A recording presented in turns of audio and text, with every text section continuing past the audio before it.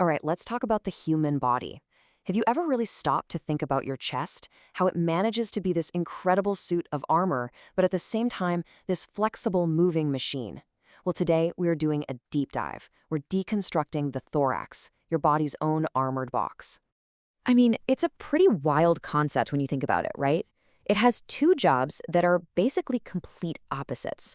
On one hand, it has to be a rigid fortress, protecting your heart and your lungs from, everything.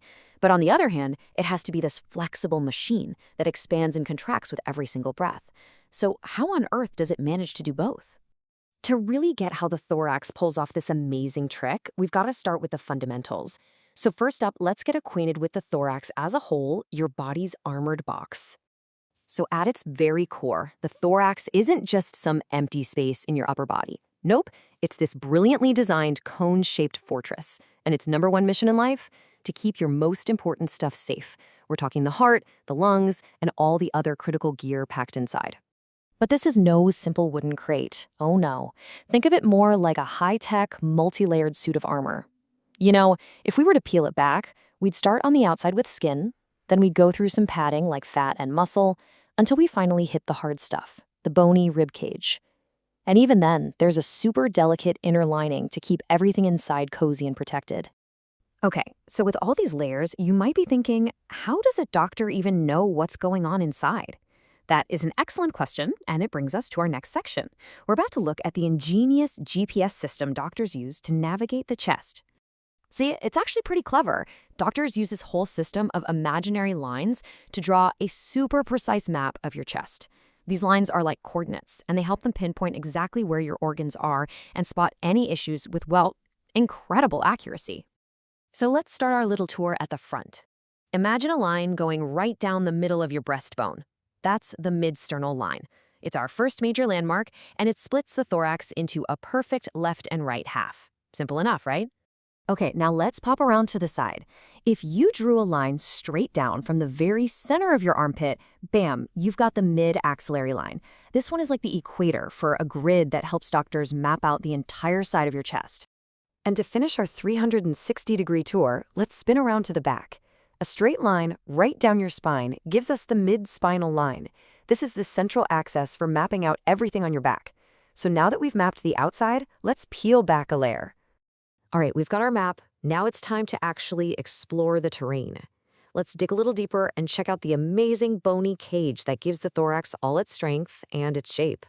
Right at the very front of this cage, we have the sternum, the breastbone. And here's something that might surprise you. It's not actually one solid bone. It's made of three different parts that are all fused together. The manubrium at the top, the mean body in the middle, and this tiny little thing called the xiphoid process at the bottom.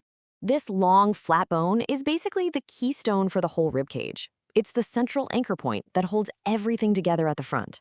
But wait, there's more. It's also a crucial site for making bone marrow. It's like a hidden factory, cranking out the red and white blood cells that keep us going. And here's something cool you can try right now. Go ahead. At the very top of your sternum, right there at the base of your throat, you'll feel a little dip. That's it. That's the jugular notch. It's a real physical landmark that doctors use all the time to get their bearings. Of course, you can't have a rib cage without, well, ribs. But here's the thing, not all ribs are created equal. The top 7 pairs are what we call true ribs, and they hook right into the sternum directly. But the lower 5 pairs, they're the false ribs. They either connect indirectly or not at all, which actually gives the bottom of your rib cage a little more give. So, we've built the cage, we've got the bones down. But like we said right at the beginning, this thing isn't just a static box. So now, let's get into the really cool part, the incredible engine that actually makes it move. Right, so this fortress of bone is not some kind of rigid prison. It's a dynamic, living structure designed for constant, smooth motion. And the secret to how it moves so gracefully is this amazing internal system that lets the lungs just glide completely effortlessly with every breath. So how does that work? Well, it's all thanks to these two super thin membranes called the pleura. One of them lines the inside of the rib cage, and the other one wraps around the lungs.